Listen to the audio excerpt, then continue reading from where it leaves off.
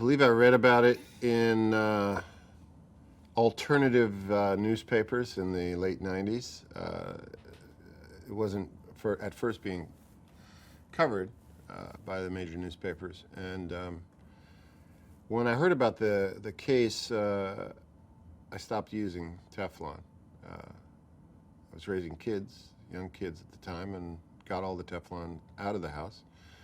Unfortunately, what I didn't understand at the time was that the product was being used in a lot of different products, including Gore-Tex and these water-repellent materials that they put on couches and furniture. And so I wish that had been more prevalently reported. Would have been the responsible thing for media to do, but I guess we live in a society where power protects power, and this was a documented case of extreme abuse of power. What stood out for me was, first of all, the story itself, and the idea that Todd Haynes was going to direct it and that Mark Ruffalo was going to be in it. Mark's a friend of mine, and I've worked with him in the past, and I really admire him. I think he's a rare exception in this world of celebrity and actors that tend to avoid controversy or dealing with relevant material to our lives, and Mark has always been at the forefront of that, and I always have admired him for that. And also, Todd is such a beautifully talented director in so many different genres, and I felt I'd always wanted to work with him, and I felt that this story and his talent together would make a really interesting film. I'm always looking for the unexpected in characters I play, and Tom Terp is the exception to the rule as far as I'm aware of in corporate culture. Corporate culture tends to protect itself. People don't cross lines generally. They tend to remain silent or willfully ignorant of information that might challenge their worldview and their power structure. And Tom was someone that dared to go against that. To be able to be in a position of power and to hold on to your moral core and to hold on to that moral core at the expense of your business, very rare in this society, and I felt that was the kind of person that we should call attention to. Tom Terp was Rob Billott's superior when Rob first brought the allegations against DuPont to him. And at first, of course, he was shocked that this bastion of American business would act in such an irresponsible and criminal way. And so at first he was reluctant to get involved. And when presented with some evidence and videotapes and the passion of Rob Billott, he empowered him to go forward with his investigation. And over the course of the next several years, it was a difficult proposition for Tom to stay with Rob on this issue. Taft Law was helping these companies navigate the regulations and trying to figure out how they could pay as little as possible to help clean up their messes. And so really Taft Law was not at the, Taft Law is not a, lefty organization that was environmentally radical or anything close to that. So you're talking about a law firm that was making a lot of money, helping the chemical companies do as little as possible to clean up the environment. So that's why them taking on this case was crazy, in that world.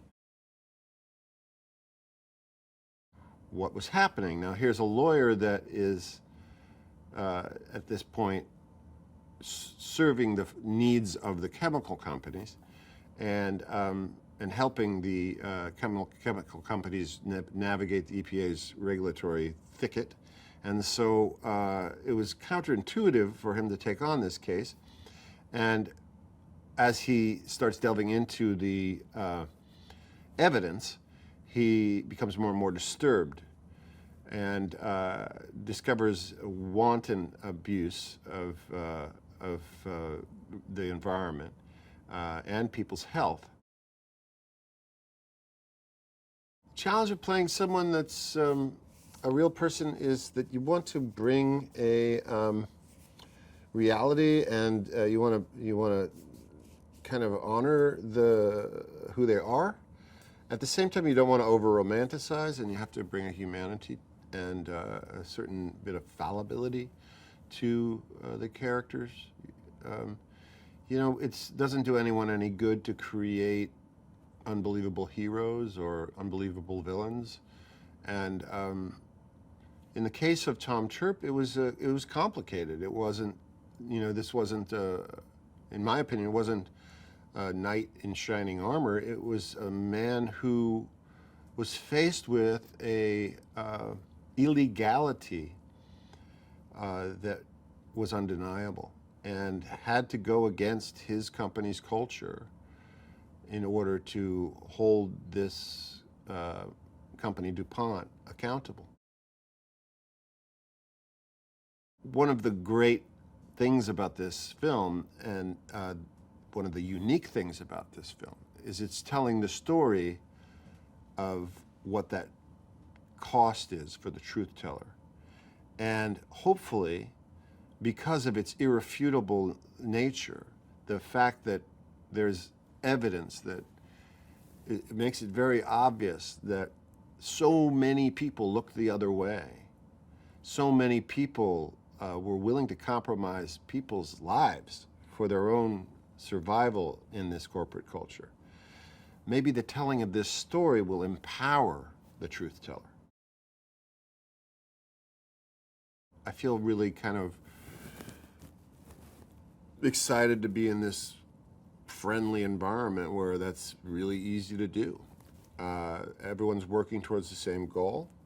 There's super talented people that are fulfilling the functions, various functions on this film set. Ed Lockman's a cinematographer I've admired for years, and Todd I've admired for years, and the actors all are wonderful, and so it's really easy. This has been it's like I feel like I'm on a team that is already winning, and I get to join the team to bat fifth.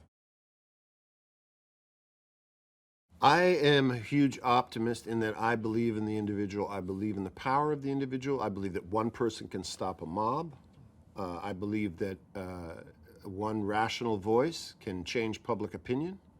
It doesn't have to be a massive movement before it's a righteous cause. And so I think we're seeing that recently. We have a very charismatic young woman in Congress right now that is defining agendas, even though she's brand new to Congress. We need that kind of voice. That's an undeniable voice. If people see this film and demand more accountability of these storied American corporations that have brand recognition, yet seemingly no interest in the common good, of the American people. I'd like to see that change. I'd like to see people come to understand what Monsanto is, what Union Carbide is, what Dow Chemical is. You know, I would like to see more of an understanding through this case about DuPont that this isn't isolated to DuPont.